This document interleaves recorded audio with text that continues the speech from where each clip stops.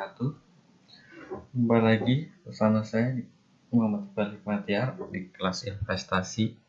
Kali ini kita akan bahas pertama tentang apa itu investasi. Kita akan bahas tentang dasar-dasar dalam ilmu investasi. Pertama yaitu adalah pengertian dari investasi itu sendiri. Pertama, pengertian menurut dalam Kamus Besar Bahasa Indonesia, investasi merupakan penanaman uang atau modal pada suatu perusahaan atau proyek untuk tujuan memperoleh keuntungan. Jadi kita naruh uang dalam suatu perusahaan atau proyek atau sesuatu, bisa bank atau secara akad kerjasama gitu untuk mencapai keuntungan. Jadi duit kita itu nggak diem di rumah atau cuma nabung di bank, nabung doang gitu. Itu bisa muter buat dikelola oleh orang lain. Secara umum investasi dapat diartikan sebagai meluangkan atau memanfaatkan waktu, uang, tenaga demi keuntungan manfaat masa mendatang. Jadi kita dapat katakan investasi merupakan membeli sesuatu dan diharapkan pada masa yang akan datang dapat dijual kembali dengan nilai yang tinggi. Nah, ini seperti yang sudah dijelaskan tadi ya. Kita lanjut. Pertama itu ada selanjutnya ada tujuan investasi. Saya membagi menjadi dua, ada tujuan umum, nanti yang setelahnya ada tujuan khususnya buat masing-masing pribadi manusia atau masing-masing pribadi dari kita tujuannya apa. Untuk secara umum saya membagi menjadi tiga, yaitu ada pertama itu untuk mencegah terjadinya inflasi. Seperti yang kita tahu, inflasi emang terjadi di hampir semua negara ya, kita nggak bisa melawan apa yang namanya inflasi ini. Sebenarnya inflasi apa sih? Inflasi itu ibaratnya gini, uang kita dari tahun ke tahun itu terus menurun. Misalnya harga sebungkus mie pada tahun 2005 misalnya masih seharga Rp1.000, kemudian pada tahun sekarang 2020 kan udah hampir di kisaran 2.500 sampai Rp3.000, kita katakan seperti itu. Nah, itu yang namanya inflasi, teman-teman. Jadi duit 1.000 kita pada tahun 2005 itu berbeda dengan 1.000 di tahun 2020. Secara nilai itu sebenarnya sama, tapi secara kita dipertukarkan dengan barang nanti itu berbeda, teman-teman. Nanti kita bahas tentang investasi emas, itu nanti kita tahu apa itu inflasi sebenarnya. Yang kedua itu passive income. Jadi teman-teman itu nggak usah, ibaratnya itu nggak usah kerja lagi, kita taruh uangnya doang di situ, nanti biar dia yang kerja sesuai dengan naik turunnya pasar. Begitu ya, kurang lebih begitu. Yang kemudian adalah menggunakan dana menganggur dengan lebih produktif. Itu jelas, kita taruh uangnya, kita serahin ke orang, kita pecahin ke orang biar yang mengelola, nanti kita dapat keuntungan dari bagi hasilnya maupun dari kenaikan harganya. Kemudian ada tujuan khususnya, teman-teman. Ini tujuan khususnya itu dibuat biasanya untuk jangka panjang ya, teman-teman. Di luar dari passive income sendiri. Tujuan khusus itu lebih mengutamakan atau memberatkan pada masing-masing individu itu. Jadi terlepas dari tujuan umum ini. Pertama itu ada kebutuhan hari tua. Misalnya kita masih bekerja pada umur 20 tahun, kita masih bekerja, lalu kita mengumpulkan sedikit uang untuk diinvestasikan untuk tujuan pensiun kita di umur 60 atau 40 tahun gitu. Lalu kemudian ada untuk pendidikan anak. Nah, ini juga sering sering diaplikasikan oleh orang-orang bahwa pendidikan itu memang penting ya, teman-teman. Mungkin di masa mendatang pendidikan juga masih penting, masih ya. Nggak tahu kita nanti ke depannya gimana. Menurut saya emang pendidikan penting. Lalu untuk ibadah, wisata, traveling ini bisa juga, teman-teman. Mungkin dari sebagian dari kita pengen pada umur 30 tahun pengen misalnya naik haji misalnya dengan biaya pendaftaran 35 juta. Nah, dari sekarang kita juga bisa menyisihkan untuk investasi di aset-aset yang safe haven gitu misalnya, untuk apa itu safe haven nanti kita jelaskan di jenis-jenis investasinya ya. Ibadah haji ya tadi ya, ibadah haji. Ibadah haji itu misalnya 25 juta. Nah, kita cicil sedikit-sedikit misalnya 1 juta tiap bulan. Kemudian kita belikan investasi bisa emas atau reksadana yang lebih safe haven ataupun saham juga bisa. Lalu kenaikannya nanti kita bisa gunakan buat berdaftar, lalu sisanya buat untuk keperluan yang lain, keperluan ibadah itu sendiri maupun beli untuk tambahan uang saku ke sana, untuk mau beli oleh-oleh dari sana juga bisa. Kemudian warisan anak, ini biasanya buat investasi yang ini teman-teman, yang investasi yang sifatnya real seperti properti atau tanah gitu. Nanti kita jelaskan.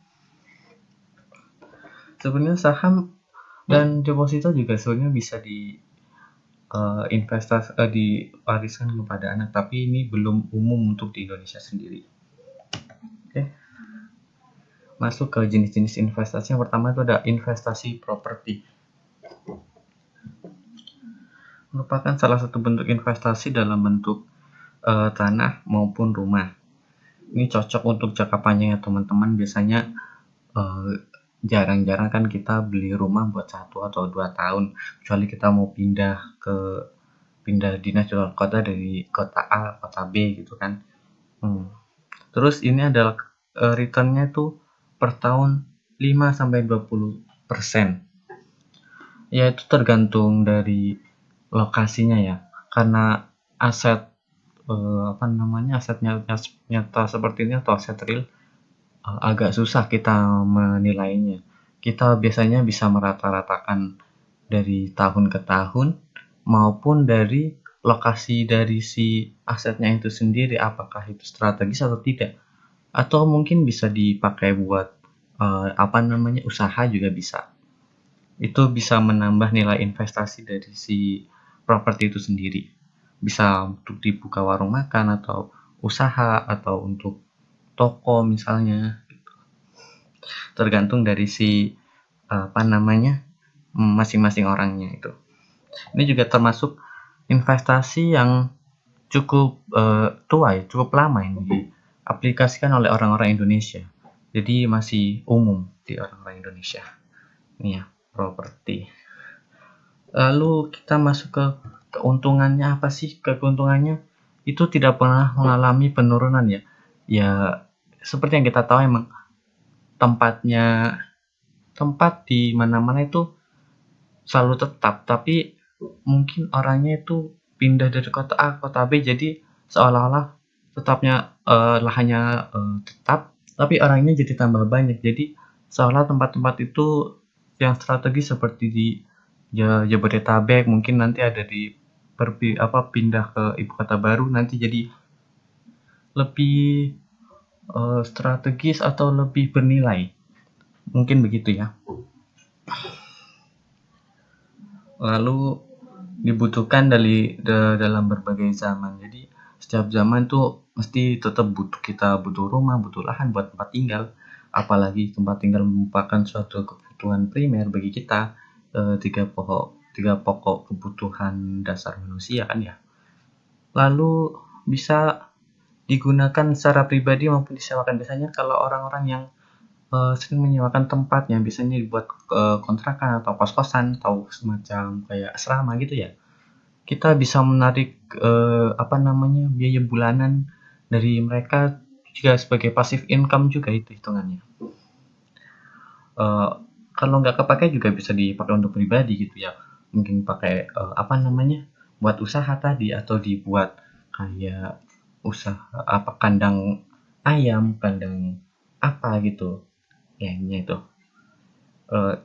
Sama yang lebih produktif seperti untuk usaha, terus bisa digunakan sebagai ajunan. Biasanya kan kalau orang-orang di daerah Jawa sana, mungkin di kota juga kadang-kadang kalau kita minjem duit ke banknya kurang percaya kepada kita bisa menjadikan sebagai surat rumah atau surat tanah itu sebagai agunan jaminan kita untuk meminjam uang di bank itu biasanya. Bank juga biasanya menilai aset kita untuk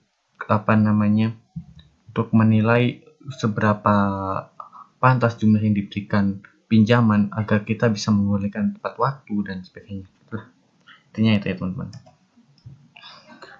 Apa kerugiannya itu? Pertama tuh untuk aset-aset seperti ini tuh biasanya kurang liquid teman-teman. Artinya apa? Misalnya kita mau langsung menjualnya dalam kurun waktu 1 atau 2 tahun. Kalau seperti itu, biasanya kita harus menemukan orang yang cocok, orang yang mau membeli aset kita, terus harganya juga harus cocok, terus dan banyak juga pertimbangan-pertimbangan yang lain misalnya. Susah juga untuk menemukan konsumen atau klien tanpa harus melalui kayak semacam calo atau broker. Mungkin ada orang yang berminat tapi kita ya nggak mau menjual, maupun kita yang mau menjual tapi ada orang-orang itu nggak berminat untuk membeli. Itu kesulitannya di situ dalam penjualannya atau likuiditasnya. Lalu yang kedua adalah butuh proses yang lumayan ribet teman-teman. Kita harus manggil RT, tanda tangan, ini itu, ada akta notaris, ada itulah, ada kayak semacam tanda tangan ini, tanda tangan itu, proses ini, proses itu, banyak itu prosesnya. Kadang-kadang itu yang disengketakan juga tuh, ada aktanya di mana, ada surat-suratnya lengkap atau enggak itu. Terus butuh nilai investasi yang lumayan besar, itu jelas teman-teman. Rumah aja yang kecil 4 kali 2 meter itu butuh investasi yang lumayan besar teman-teman. Ya minimal sekitar 20 juta atau 50 juta, nah itu kecil ya teman-teman. Belum yang besar, belum lagi kalau tanahnya strategis di kawasan Sudirman gitu kan mahal. Terus ya kalau selanjutnya adalah butuh biaya perawatan yang cukup besar ya jelas teman-teman. Apalagi kalau kita punya kontrakan gitu ya, atau kos-kosan gitu yang disewakan, kita harus rutin untuk biaya perawatan, biaya untuk sanyonya gimana, nanti kalau tegelnya rusak gimana, biaya pengecatan mungkin per tahun, atau biaya yang lain, perbaikan pipa dan segalanya, listrik gitu, PDAM kalau rusak, genteng itu otomatis tuh menambah nilai investasi buat di situ, ada biaya perawatannya. Terus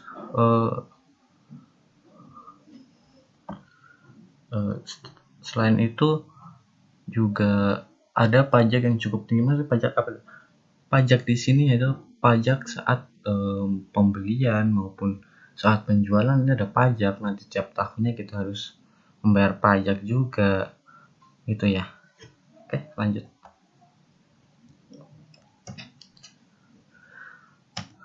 Ini ada investasi emas. Itu investasi yang cukup tua sebenarnya teman-teman. Investasi emas ini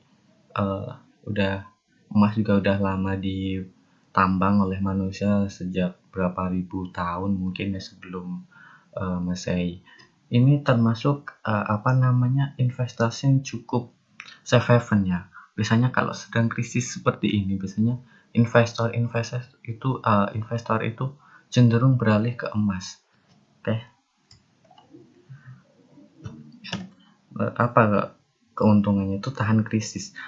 Seperti yang udah dibahas tadi, emas emang tahan krisis dari tahun ke tahun. Saat ada krisis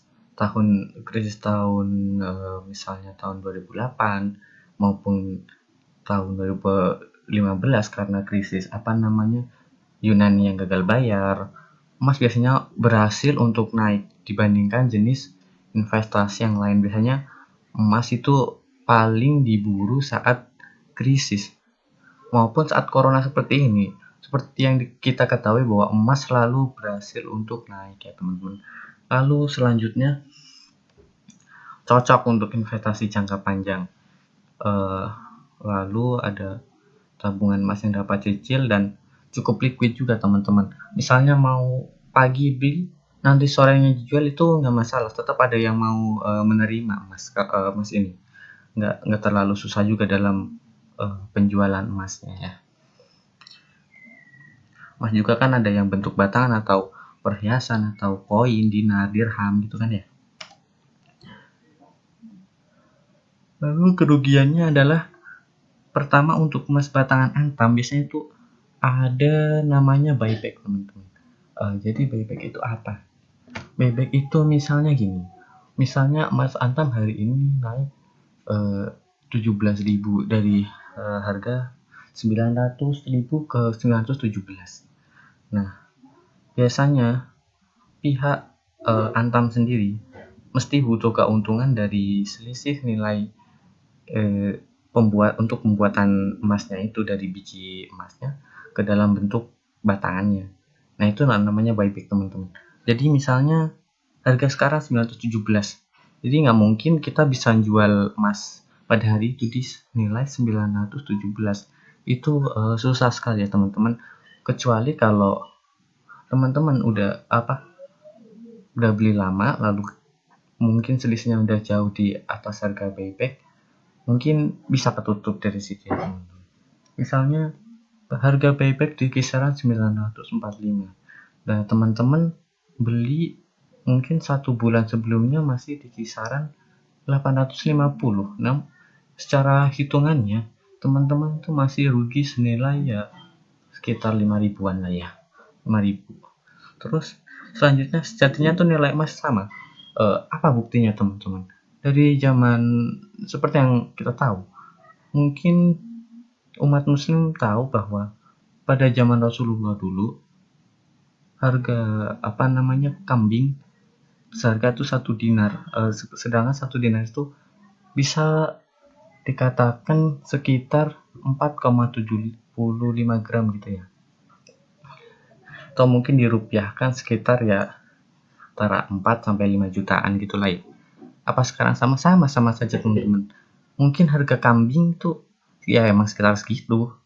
Mungkin 10 tahun yang lalu nilainya 3 juta. Tapi biasanya tuh mengikuti harga dengan emasnya itu juga teman-teman. Jadi nggak terlalu beda jauh harganya. Jadi emas juga sebenarnya nilainya ya stagnan aja dari tahun ke tahun, cuma kayak istilahnya cuma ya hampir di atas nilai inflasi itu sendiri. Jadi nggak terlalu jauh harganya dari untuk mengurangi inflasi itu. Lalu selanjutnya ada biaya sewa jika disimpan di bank atau sejenisnya. Biasanya tuh ada semacam biaya untuk penyimpanan. Kalau misalnya taruh di rumah gitu kan takut hilang gitu, apalagi kalau nilai emasnya fantastis 1 kilogram atau 500 gram, itu kan kita takut ya nyimpan emas kalau nggak ada brankas atau apa gitu ya. Jadi kita perlu pihak ketiga yang kredibel untuk menyimpannya.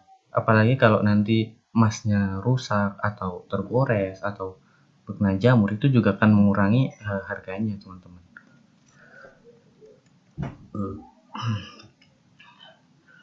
Yang selanjutnya adalah deposito dan surat utang. Sebenarnya deposito dan surat utang itu sedikit berbeda teman-teman, tapi saya masukkan ke sini dalam satu lingkup karena cuma perbedaan produknya, tapi secara keuntungan dalam investasinya itu sebenarnya sama saja teman-teman.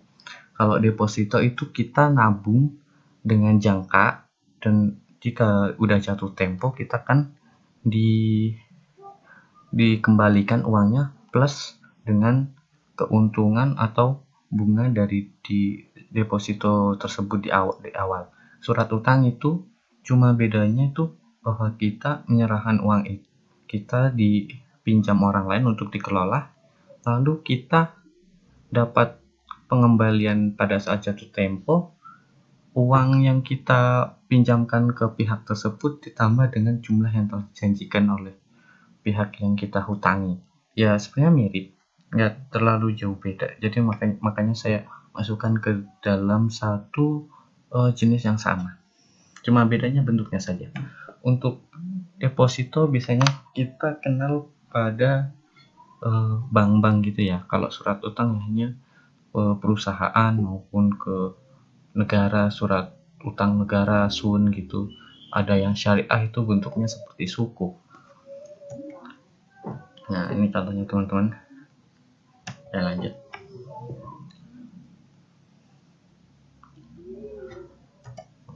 Lalu keuntungannya apa tuh? Keuntungannya itu sudah jelas teman-teman di awal transaksi udah dijelaskan bahwa nanti kamu keuntungannya segini. Jadi istilahnya itu hampir ada kepastian buat pengembaliannya kapan, keuntungannya juga kapan, persentasenya. Terus biasanya ini juga termasuk salah satu investasi yang cukup menjanjikan buat orang-orang yang tidak ingin terlalu berisiko dalam berinvestasi. Terus sekalian yang nomor 2, hampir tidak ada risiko dalam investasi ini. Lalu mudah, kita tinggal ngomong aja ke pihak banknya, saya mau investasi di menaruh di deposito di bank gitu dong. Kemudian cocok untuk jangka menengah atau jangka panjang. Biasanya kalau seperti ini presentasenya itu makin panjang waktunya semakin tinggi nilai nilai returnnya. Kalau yang jangka pendek misalnya 5,5, kalau yang jangka panjang, jangka menengah gitu 5 tahun misalnya bisa 6 atau 6,5 gitu. Tergantung dari perusahaan, tergantung dari pihak banknya yang mana atau surat utangnya dari negara apa gitu. Kalau Indonesia sendiri rata-rata di kisaran 6-7% itu. Kerugiannya apa? Returnnya relatif kecil ya, cuma 6-10%, 5-10% rata-rata aja ya teman-teman. Returnnya cukup kecil. Menurut saya cukup kecil juga karena ya karena emang resikonya juga terlalu besar, jadi ya returnnya kecil wajar. Terus kurang liquid ini teman-teman. Jadi teman-teman kalau mau dapat untung atau dapat return dari deposito ini ada tenornya teman-teman, tenor atau jangka waktu atau jatuh tempo. Jadi teman-teman misalnya temponya 1 tahun baru bisa ambil keuntungan dan modal yang telah disimpan. Jadi nggak bisa nanti kalau hari ini teman-teman nyimpan, nanti seminggu kemudian diambil dapat return 5,5% gitu, nggak bisa. Terus perlu kesabaran ya, jelas lama ya 1 tahun, semua juga perlu kesabaran. Terus yang keempat ada investasi reksadana, yaitu dengan mempercayakan dana nasabah kepada manajer investasi untuk dikelola agar mendapatkan return yang diharapkan. Jadi mungkin bagian dari kita pengen mendapatkan return yang lebih dengan memberikan dana kita kepada pihak manajer investasi yang kredibel untuk dikelola dalam ke pasar uang maupun pasar modal. Sedangkan kita kan kurang begitu paham, kurang begitu familiar ke pasar modal, pasar saham itu sendiri. Mengingat ya begitu orang Indonesia lah, sebenarnya bisa. Oke. Ini reksadana.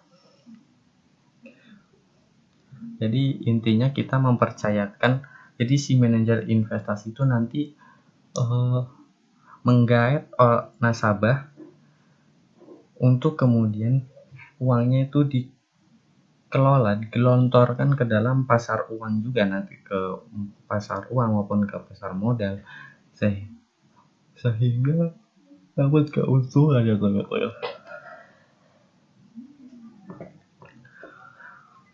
Terus keuntungannya juga nggak ke nasabah semua, nanti ada pemotongan juga buat jasa, sebagai jasa si manajer investasi ini.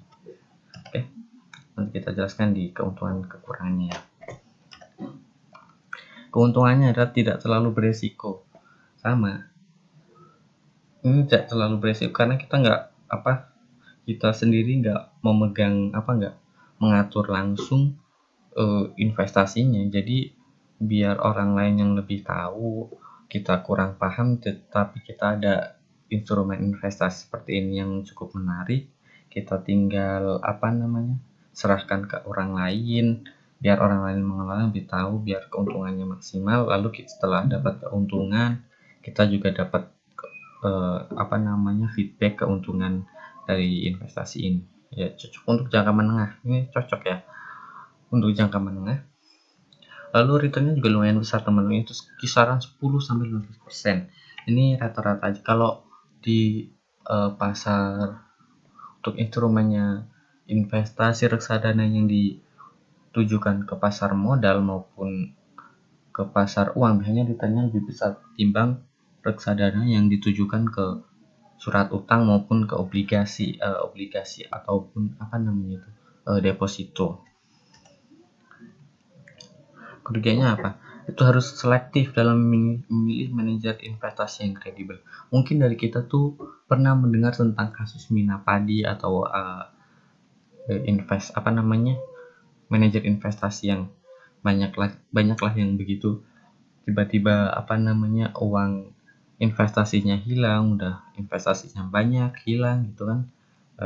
Capek juga cari duit, tiba-tiba diinvestasikan untuk mendapatkan return gitu, duitnya hilang, itu perasaannya gimana gitu. Lalu keuntungan tuh harus dibagi dengan manajer investasi, ya iyalah, karena dia yang mengelola, masa dia nggak dapat duit, gimana ya? Terus ada biaya potongan cukup banyak, ada potongan buat masuknya, ada nanti potongan buat manajer investasinya, ada potongan nanti dari terjun ke si manajer investasinya mau terjun ke apa gitu ya, mau di pasar modal juga ada potongannya juga teman-teman. Nanti di belakang kita akan bahas tentang pasar modal, yaitu adalah pasar uang atau valuta asing, atau dalam bahasa Inggris disebut foreign exchange gitu ya.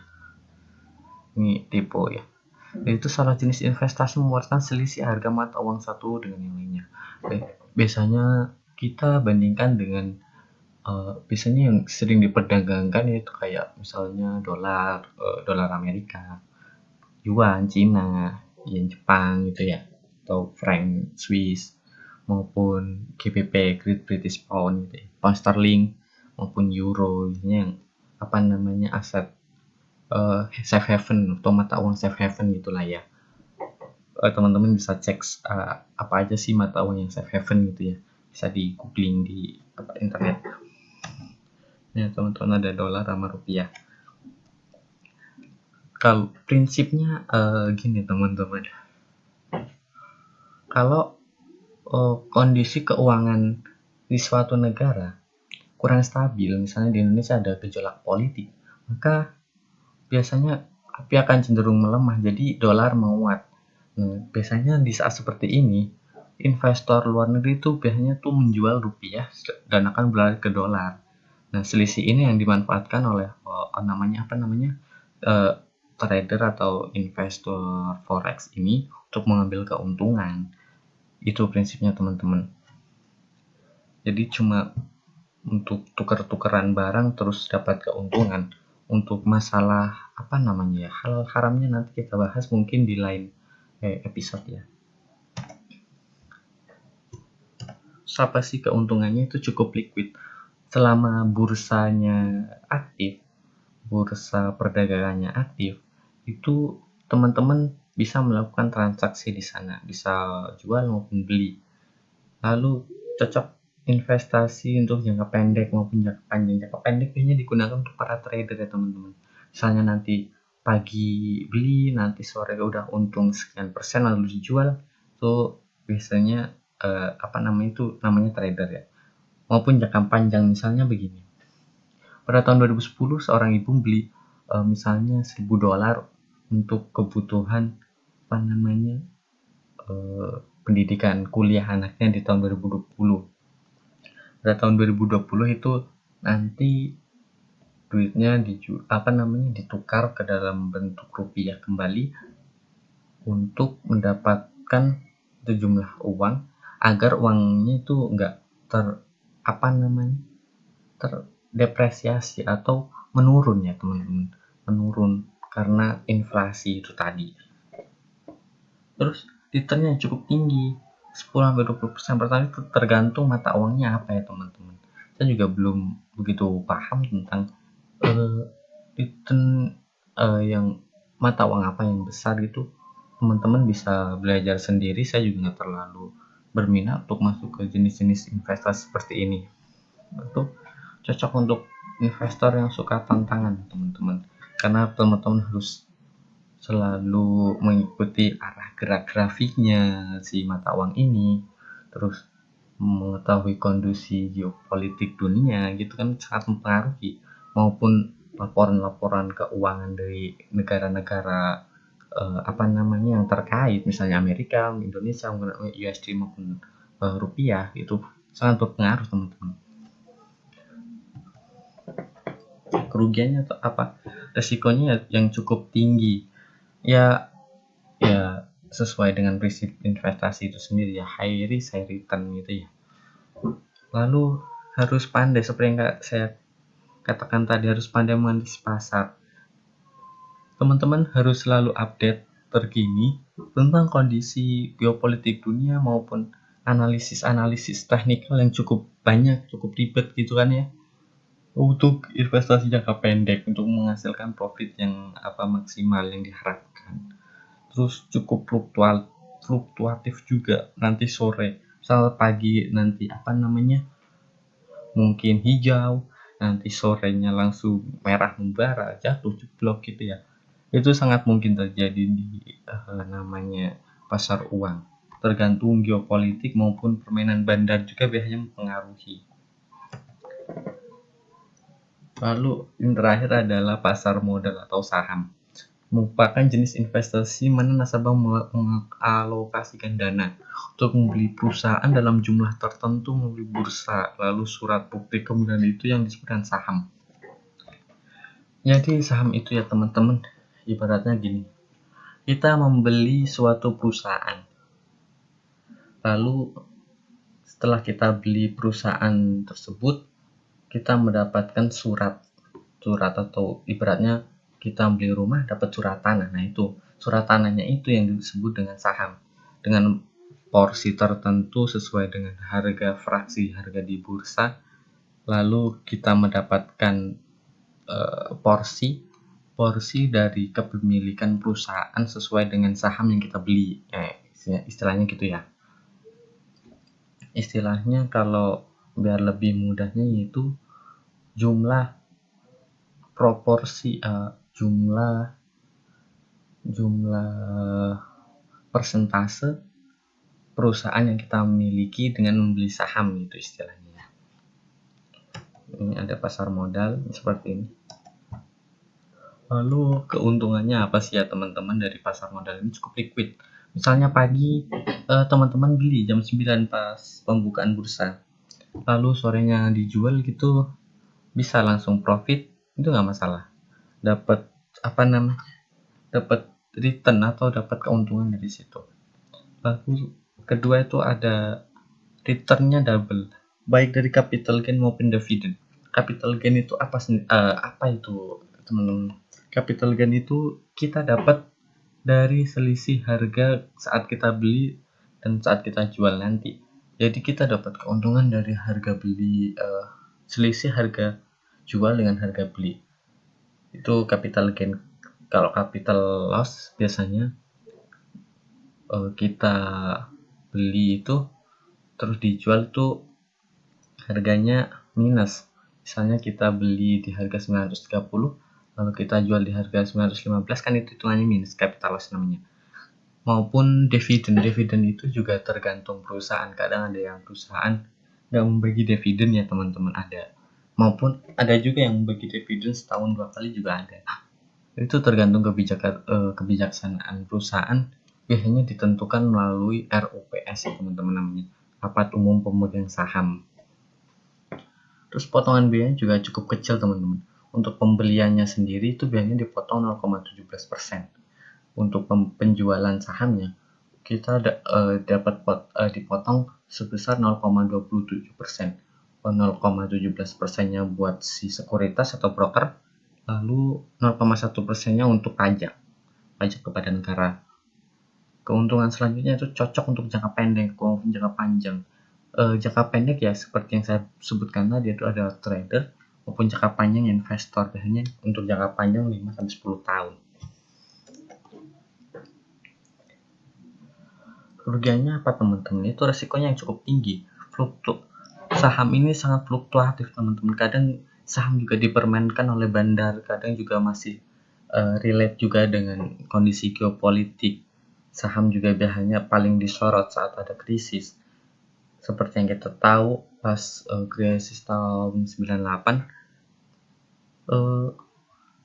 hampir indeks bursa hampir jatuh sekitar 70-80%. Sedangkan pada saat krisis 2008, indeks bursa Indonesia itu hampir jatuh sebanyak hampir 60-an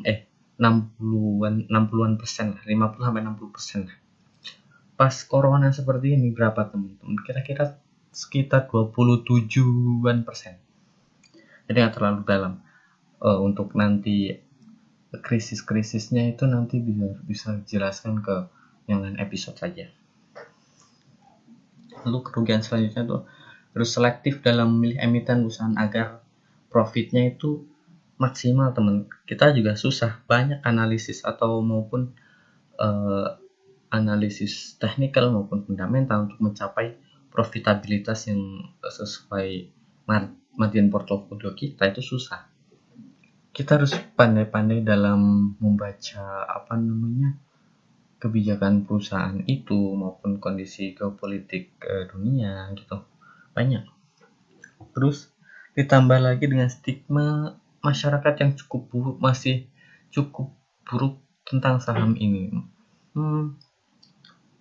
Saya kira masyarakat Indonesia masih belum begitu teredukasi tentang apa itu saham dan apa hukumnya saham. Kadang masih banyak yang seperti itu masih kurang teredukasi dengan baik tentang apa itu tata kelola saham, bagaimana apa itu, dan tetek banyak itu masih kurang pengetahuannya tentang itu. Jadi makanya stigma masyarakat terhadap saham itu belum begitu baik, sehingga saham ini kurang populer di kalangan masyarakat, padahal itu returnnya cukup tinggi juga. Selanjutnya itu adalah sangat fluktuatif, sama seperti forex itu, karena hubungannya sama geopolitik dunia, terus geopolitik kondisi keuangan perusahaan itu, jadi terus apalagi ditambah dengan bandar gitu kan, di sangat fluktuatif, ibaratnya kayak stok kayak komoditas gitu ya. Investasi saham maupun yang istilahnya berbau-bau komoditas biasanya itu cukup tinggi resikonya ya teman-teman, kecuali emas kan masih termasuk aset yang safe haven gitu ya, tahan krisis atau tahan terhadap hantaman krisis. Ini saya setelah disimpulkan bahwa investasi tetap ada resikonya teman-teman, tapi mungkin bagi teman-teman yang ingin berinvestasi bisa melihat risiko investasi dari yang terendah ke yang tertinggi. Pertama itu adalah yang terendah adalah properti, hampir nggak ada ini ya, mungkin kecuali kalau memang propertinya udah cukup tua maupun lokasinya kurang strategis, seperti kurang terkena sering kebanjiran maupun kebakaran gitu ya, atau di tengah hutan misalnya, jadi investasinya itu mungkin kurang menarik. Tapi secara umum sebenarnya investasi properti itu masih terbilang sangat rendah ininya ya teman-teman, risikonya. Lalu ada obligasi, deposito maupun surat utang tadi ya, itu juga termasuk masih rendah. Lalu yang sedang itu adalah emas karena mengikuti gejolak politik dunia. Lalu reksadana biasanya kan investor juga masuknya ke dalam pasar uang maupun ke pasar modal, sehingga reksadana lebih beresiko daripada emas. Kemudian selanjutnya itu adalah forex atau tukar menukar mata uang asing gitu teman-teman. Terakhir adalah saham. Ini yang paling beresiko. Yang beresiko itu ada dua ini ya, paling beresiko ada saham dan forex. Mungkin bagi teman-teman yang nggak terlalu pintar atau nggak terlalu pintar, nggak terlalu suka hal-hal yang terlalu beresiko, mungkin pilihan 3 atau 4 ke bawah ini jadi pilihan teman-teman.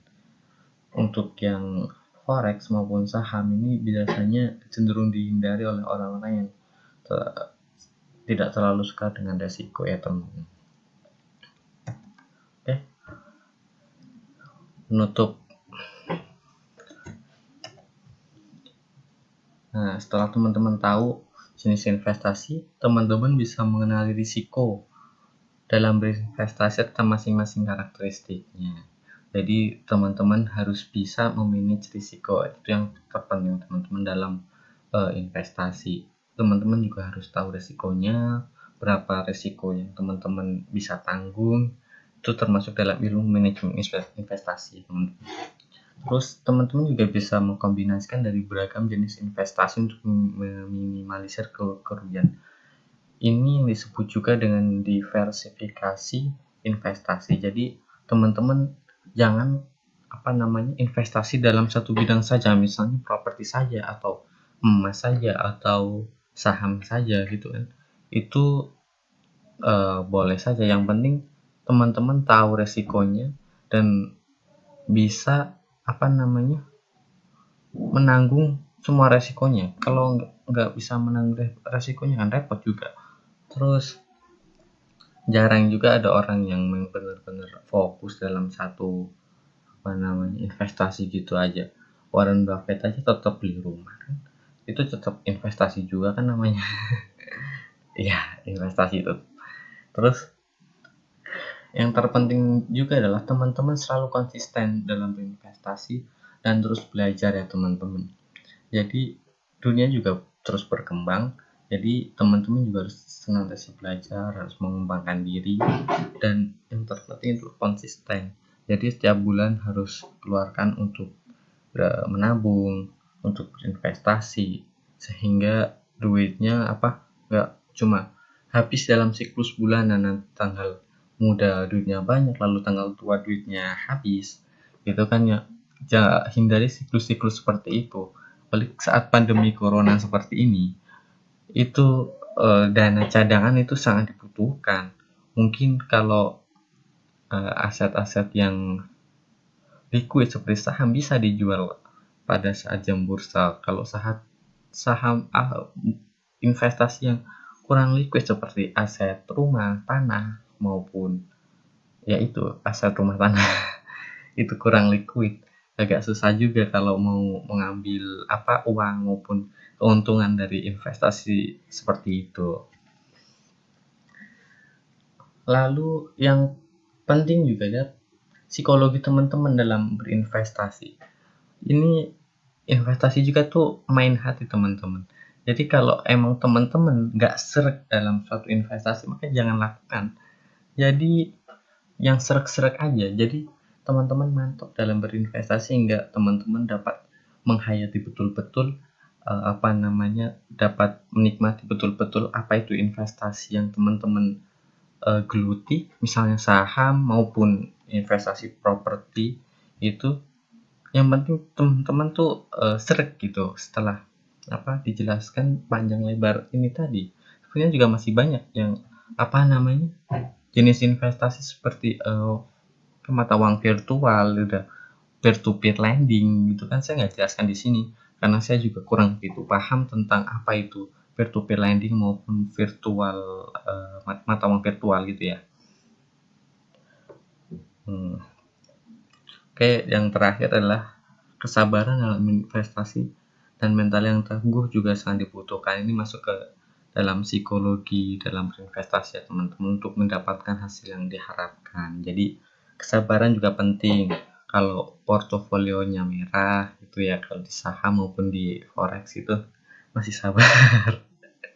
Portofolionya merah nggak langsung buru-buru dijual gitu kan ya. Kalau hijau juga nggak buru-buru gelap mata itu juga sangat penting agar kita mencapai target yang kita harapkan sebelumnya. Misalnya target di setahun atau 2 tahun setelah kenaikan berapa persen gitu, setelah naik cuma berapa persen lah menjual. Ini tuh masuk ke dalam psikologi juga teman-teman. Jadi teman-teman juga harus mengatur, memanage diri teman-teman untuk senantiasa untuk menetapkan target atau untuk istilahnya sesuai dengan target ya teman-teman. Jangan karena udah lihat hijau tiba-tiba pengen jual gitu juga ya, sebenarnya sah-sah aja, tapi tetap ke target itu juga penting ya teman-teman. Gak usah terlalu terburu-buru dalam investasi juga.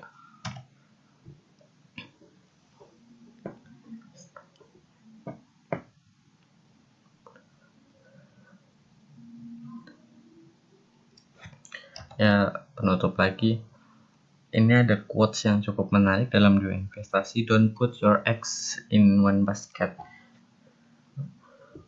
Jangan, artinya kurang lebih begini ya teman-teman, jangan letakkan telur dalam satu keranjang. Maksudnya apa teman-teman? Kalau telurnya jatuh dan sedangkan telur itu ada banyak dalam satu keranjang, kalau keranjangnya jatuh ya telurnya pecah semua.